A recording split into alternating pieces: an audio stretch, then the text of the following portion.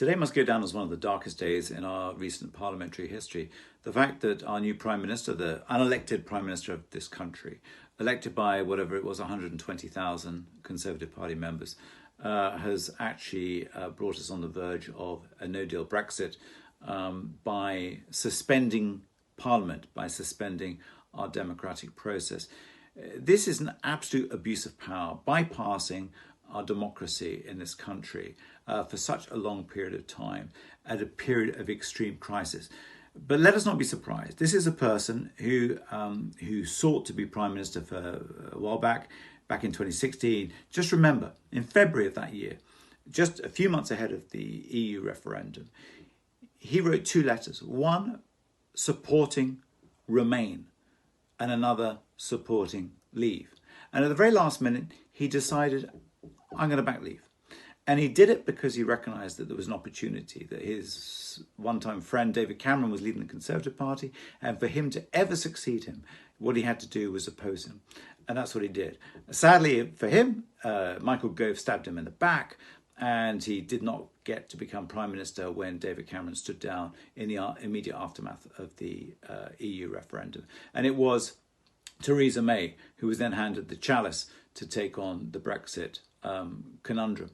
Now, here we are, a few years later, and he has become Prime Minister.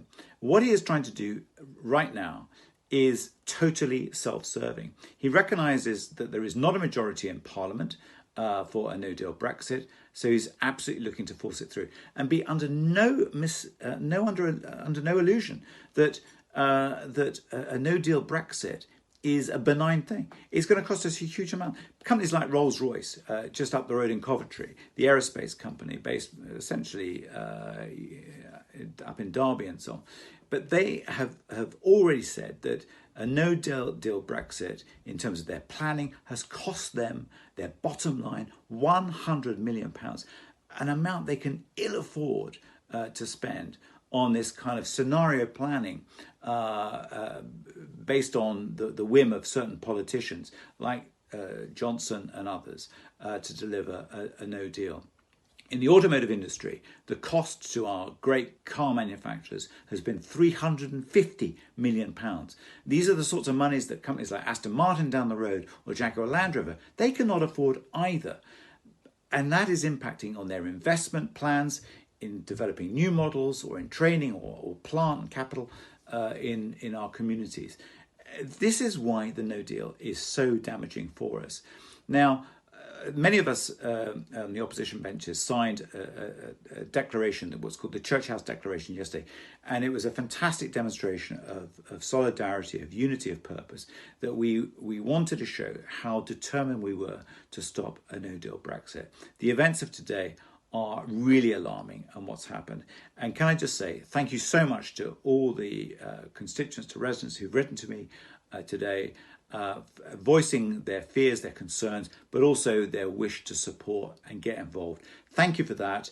But please, everyone else, write to me. Let me know what your concerns and fears are. And if you want to get involved, write to my email address, matt.weston.mp@parliament.uk or matt@representus@gmail. Both addresses you'll see on the post.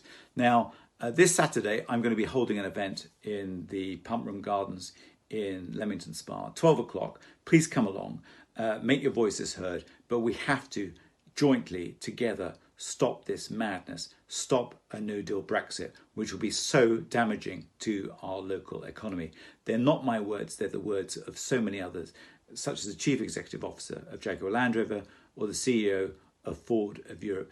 They are the people who have said it will be catastrophic for our manufacturing sector. So please, thank you again for your support. Please do get involved, and I look forward to hearing from you.